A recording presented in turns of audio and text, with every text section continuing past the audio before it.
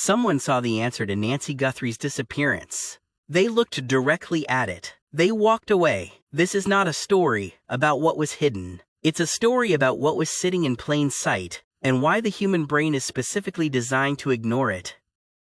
Harvard University. 2 psychologists run an experiment that will permanently change how we understand the human mind.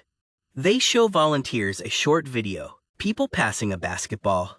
Simple task. Count how many times the players in white shirts pass the ball. Most people count correctly, and roughly half completely fail to see the person in the gorilla suit who walks directly through the center of the frame, stops, faces the camera, and walks away. Not a blur, not a flash, 9 full seconds, center frame. The researchers, Christopher Chabris and Daniel Simons, called it inattentional blindness. Here's what that means, and why it matters to Nancy Guthrie. The mind doesn't just reduce attention to things outside your current task. It eliminates them. They become functionally invisible. Not because you're stupid, not because you aren't trying, because the human brain is not a camera. It is an editor. It decides what matters, and cuts everything else from the frame entirely. Chabris and Simons pushed further. They warned new subjects in advance. There will be a gorilla. Watch for it. And still, those subjects missed other unexpected events in revised versions of the test.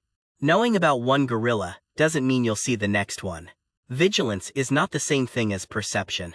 You can be paying complete, genuine, focused attention and still not see what is directly in front of you.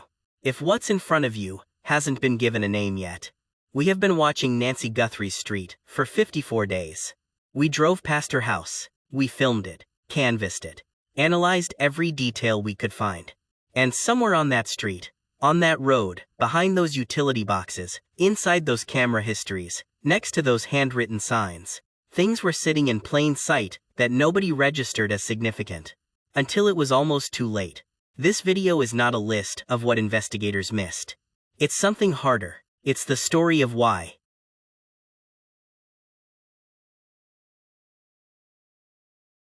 Before we talk about what was missed, you need to understand the place where it happened. Because the geography of Via Entrada is not background detail. It is central evidence. Reporter John DePrimo has covered this case on the ground in Tucson from the beginning. When asked to describe the road running through Nancy's neighborhood, he said this: "It's like a maze at night. No streetlights. You can't see the street signs in the dark." Read that again slowly. A maze. No lights. Unreadable signs. That description is not just about navigation. It is about prior knowledge. You cannot improvise on Via Entrada at 2 in the morning. You cannot rely on instinct if you've never been there before. The road punishes strangers. It rewards people who already know it. Now picture that same road in daylight. Nothing unusual. A quiet residential street in the Catalina foothills of Tucson. The kind of road you drive through without registering a single detail, because nothing about it asks you to pay attention. And that is the trap. That is exactly the trap that whoever planned this crime was counting on. The gorilla wasn't disguised. It was invisible, because the volunteers were already committed to a task, and the gorilla didn't fit the task. A car on Via Entrada on a Saturday morning at 10 a.m. is not a gorilla in a basketball game. It is a car on a residential street. It belongs there. The brain sees it, processes it as normal, and files it away. This is not negligence. This is exactly how the human mind is supposed to work. The terrifying possibility, the one this investigation has been quietly circling for weeks, is that someone may have understood this. Someone may have chosen a Saturday morning, a residential road, and broad daylight specifically because the human brain would do exactly what it did.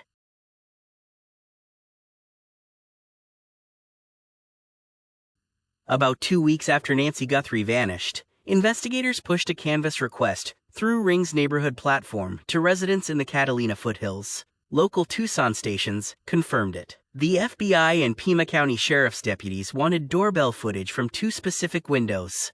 The first, January 11th, 3 weeks before the abduction, 9 p.m. to midnight. No public explanation was given for why that date matters. Investigators have confirmed they're interested in it and said nothing further. That silence is worth sitting with. When investigators request footage without explaining why, it's because they don't want whoever left that footage to know they're looking. The second date, January 31st, the day before Nancy was taken, 9:30 a.m. to 11 a.m. Embedded in that request, almost as a footnote, was this.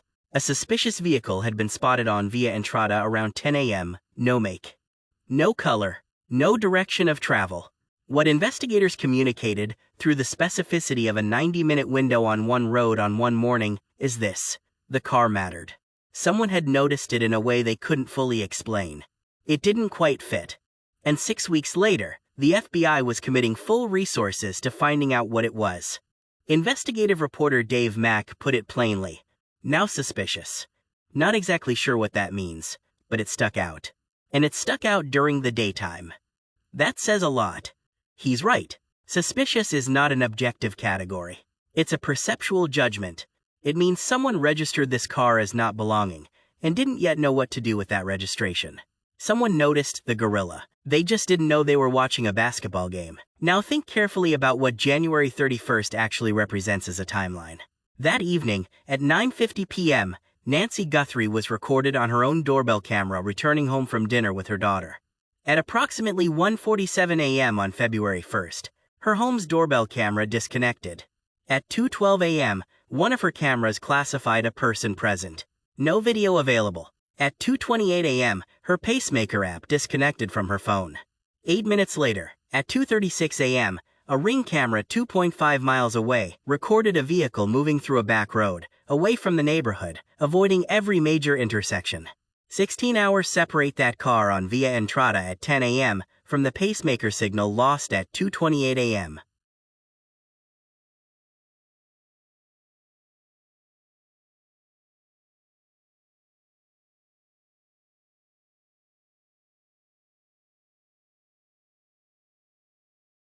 "16 hours between a road being studied in daylight and someone moving through it without hesitation in total darkness. That confidence does not come from luck. It comes from already knowing the route, from having driven it before, from having noted, in daylight, every turn that cannot be read in the dark." Retired NYPD Detective Pat Brosnan reviewed the 2:36 a.m. Ring camera footage. The silhouette, the roofline, the shape of the rear quarter glass, the profile of the vertical brake lights. His analysis pointed to a Kia Soul. Whether the Saturday morning car and the 2:36 a.m. car are the same vehicle, investigators haven't said. What the FBI's 90-minute window on January 31st tells us is that they believe the answer to who was on that road before dark is directly connected to what happened after.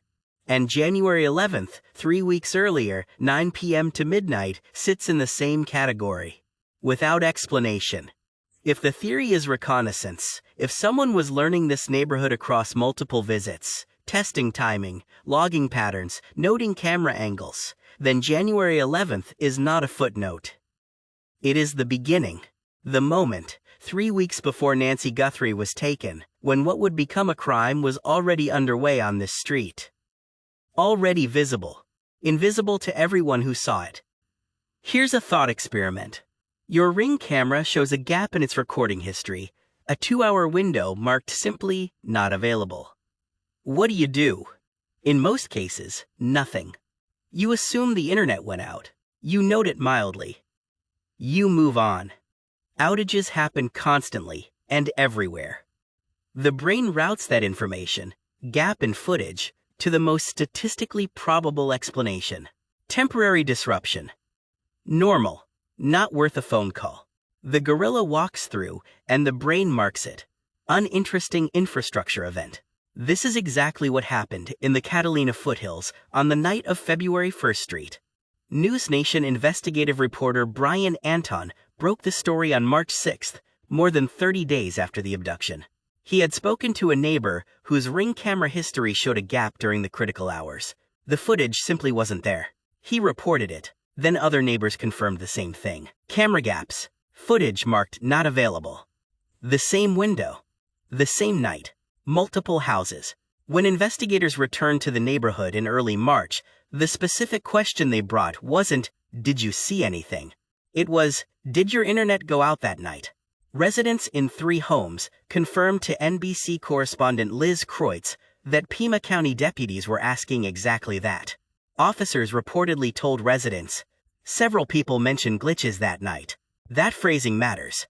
Investigators were not surprised. They were already building a pattern. The pattern was that an entire neighborhood surveillance infrastructure went dark, house by house, in a way that each resident experienced as their own private, unrelated inconvenience. Because none of them had a reason to compare notes. Each gap was normal. Together they formed something that should not be possible. That is the second type of invisible thing. Not the detail you miss because you're distracted. The pattern you cannot see because you're only holding one piece of it. Give someone a single frame from the gorilla video, and they'll tell you, "Person in a hallway." Give them the full video, and the gorilla appears. Fox News digital reporter Michael Ruiz published a photograph of a damaged utility box around the corner from Nancy Guthrie's home. Pima County Sheriff's Department confirmed they are investigating whether that box is connected to the outages. Retired FBI Special Agent Jennifer Kidnapper publicly raised the question investigators are privately examining.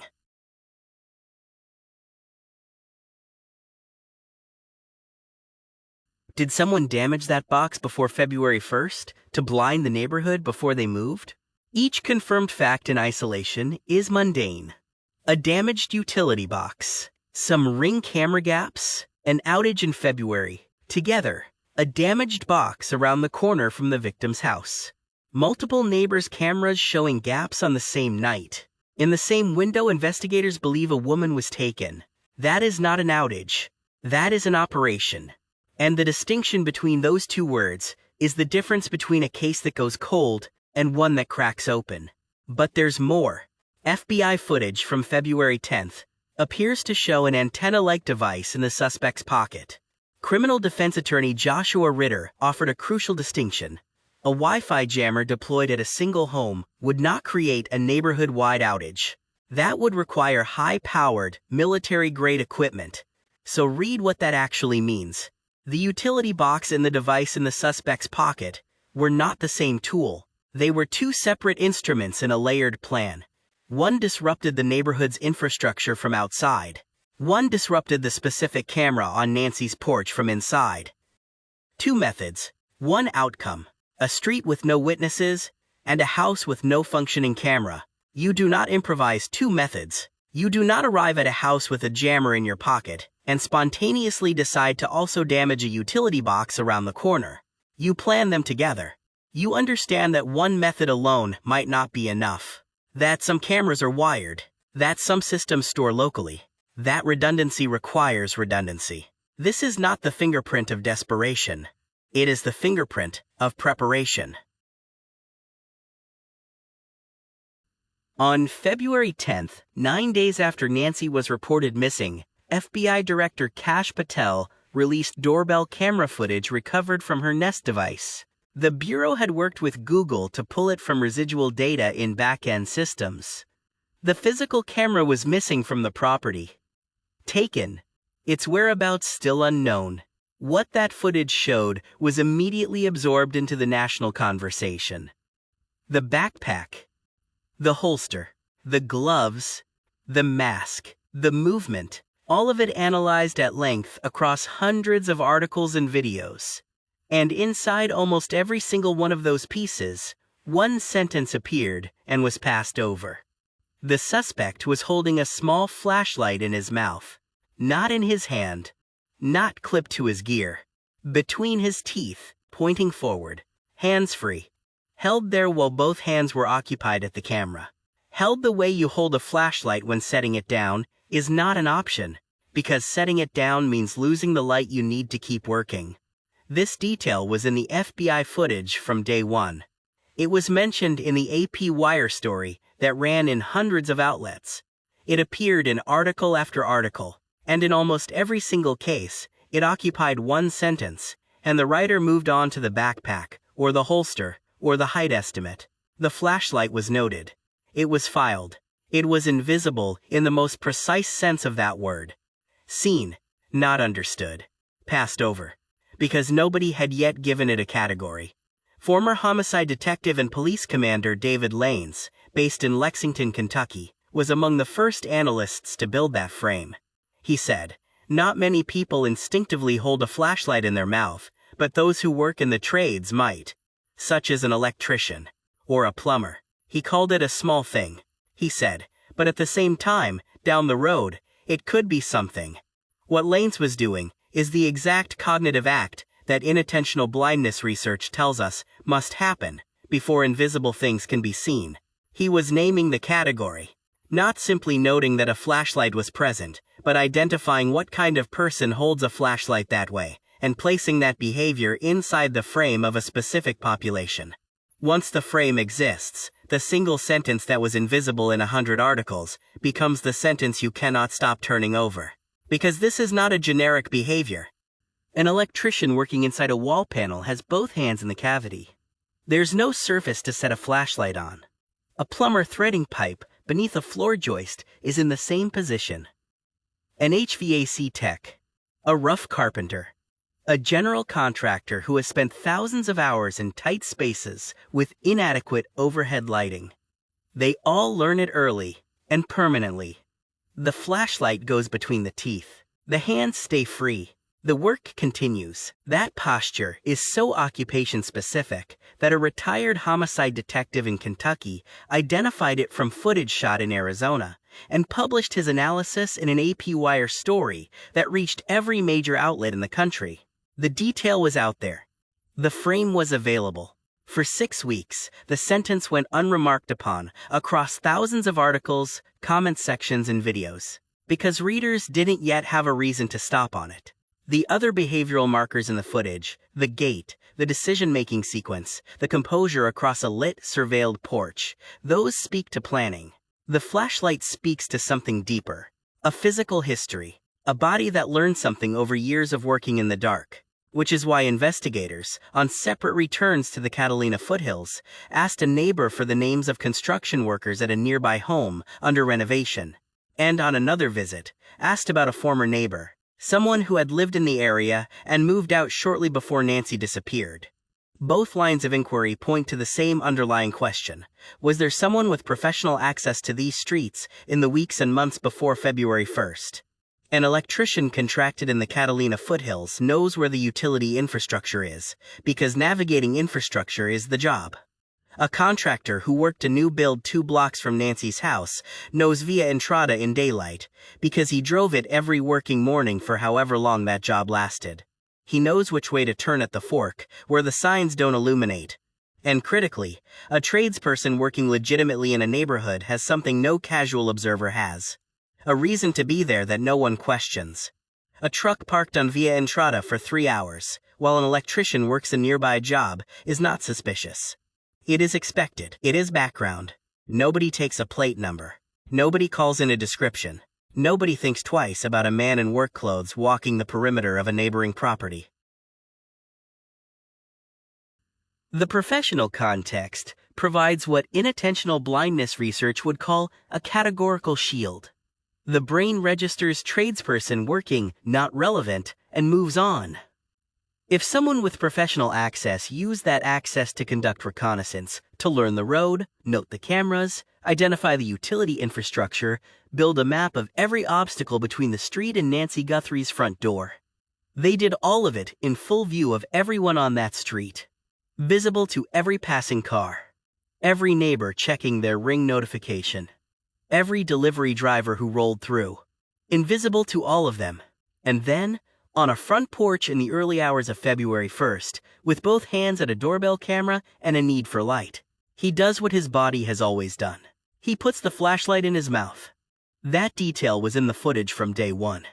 1 sentence. 100 articles. 6 weeks. Day 50, March 22nd, 2026. 50 days since Nancy Guthrie was taken. No public arrest. No named suspect. No confirmed identity for the figure on her porch. The Guthrie family issued a new statement. They asked Tucson residents to search their memories, their footage, their text messages. And they said this: "It's possible a member of this community has information that they do not even realize is significant." Do not even realize. That language is inattentional blindness applied directly to a live investigation. Not an accusation.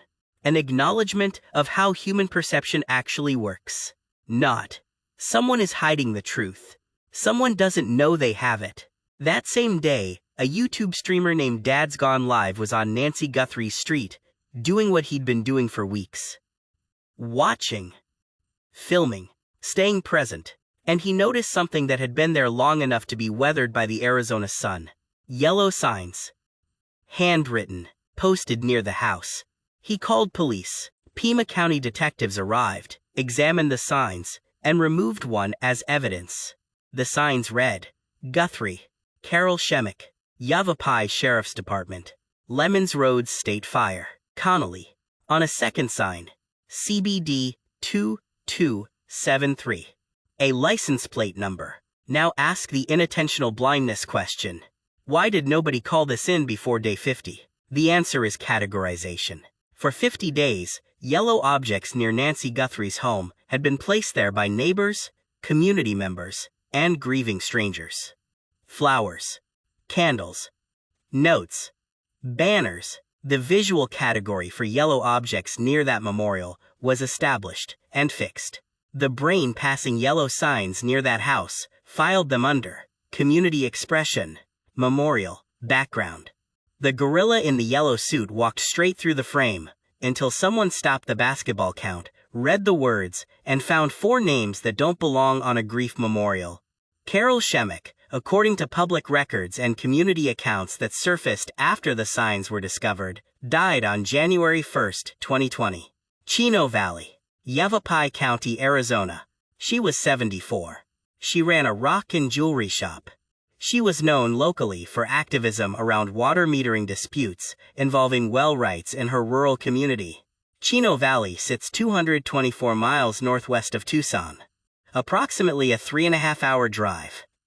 What followed Shemick's death in certain community discussions was an unverified claim, carrying no official ruling, unsupported by any open investigation, that her death was not natural. That those responsible were connected to the institutions whose names now appear in black marker on yellow paper outside the home of a missing federal kidnapping victim. That is an allegation, not a finding. What is a finding is this. Trained investigators working an active federal kidnapping case looked at those signs and concluded that bagging one was the correct response. They did not photograph it and leave. They did not treat it as a community member's misplaced grief. They treated it the way investigators treat objects that may be relevant to a crime. They collected it. They took it away in an evidence bag. Evidence collection is a decision. Every object at a scene that is not collected represents a judgment. This does not rise to the threshold of relevance. When an item is collected, the opposite judgment has been made. Someone stood on that street on day 50, looked at a handwritten name from Yavapai County alongside references to a sheriff's department and a fire agency 224 miles from Tucson, and decided, this needs to go to the lab. That decision is itself a piece of information. The signs are not noise, they are signal, and the license plate, CBD 2273, is the most immediately actionable piece of information this entire cluster has produced. A real plate, a real vehicle, a real registered owner. That person is either someone with a connection between these cases that no investigator has yet made, or someone operating from personal grievance against institutions they believe wronged them, who attached that grievance to the highest profile crime in Tucson in decades.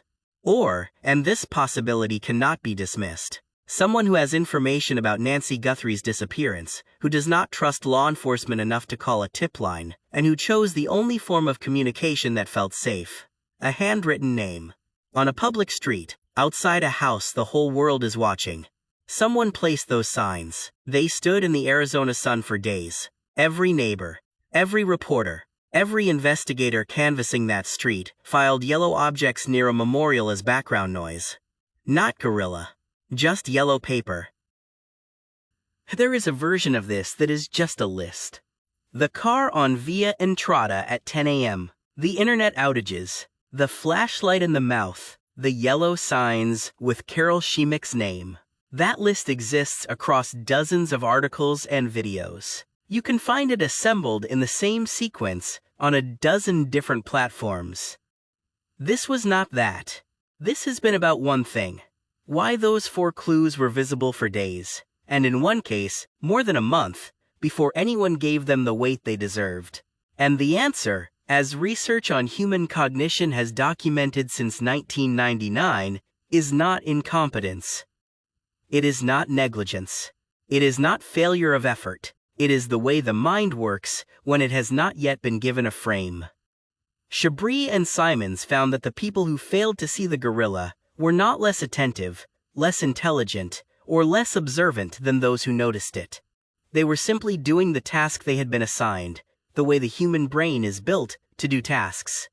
Efficiently, categorically. With everything outside the task scope filed as background. The failure to see is not a flaw.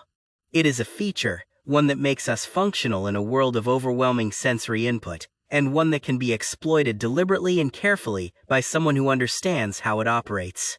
What makes this case different from most prolonged missing person investigations is that the unreached evidence does not appear to be buried. It has not required warrants to access.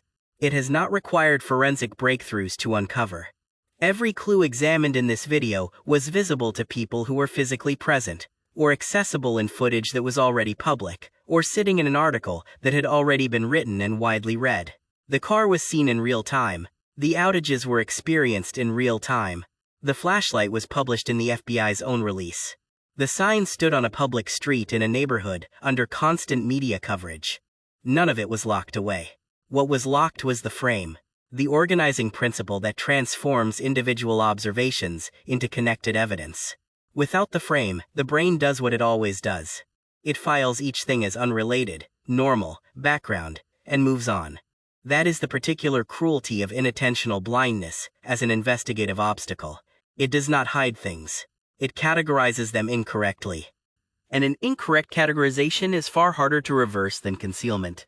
Because concealed things can be uncovered once you know they exist. Incorrectly categorized things require someone to look back at what they already saw and realize they were looking at the wrong thing the whole time. That is a harder cognitive act than discovery. It requires the observer to first acknowledge their initial perception was wrong, and then rebuild the scene from scratch with a new frame. For 54 days, investigators, reporters, neighbors, and community members have been looking at Nancy Guthrie Street, working the immediate evidence, processing forensics, running leads, and around the periphery of that task, 4 things waited. A car in broad daylight on a maze-like road, 16 hours before a woman was taken in the dark. A neighborhood that lost its digital eyes exactly when it needed them most. One house at a time. Each resident certain it was only their own problem. One sentence in 100 articles about a man who holds a flashlight in his teeth the way tradespeople do. The way someone does who has spent years working with both hands in the dark. Yellow signs near a memorial that nobody read until day 50. Every one of those things was there. Everyone was seen. Everyone was invisible. Not because it was hidden. Because the frame for seeing it had not yet been built. This video was that frame. Nancy Guthrie has been missing for 54 days. She is 84 years old. She has a pacemaker and requires daily heart medication. Her family is offering $1 million for information leading to her safe return, or an arrest. They said, someone in this community holds the key to finding the resolution in this case. They also said, that person may not even know they have it. If you were on Via Entrada on the morning of January 31st, and a car struck you as not quite fitting, even if you dismissed it, even if you told yourself it was nothing, call 1-800, call FBI, or submit your tip at tips.fbi.gov. If your home camera showed a gap on the night of February 1st, investigators want to know. If you've had construction or trade workers on your property in the Catalina foothills in the months before February, that information may matter. Pima County Sheriff's Department, 5203-514900. Anonymous tips, 888-CRIME, 520-882-7463. The gorilla walked through the frame the whole time. So did the answer.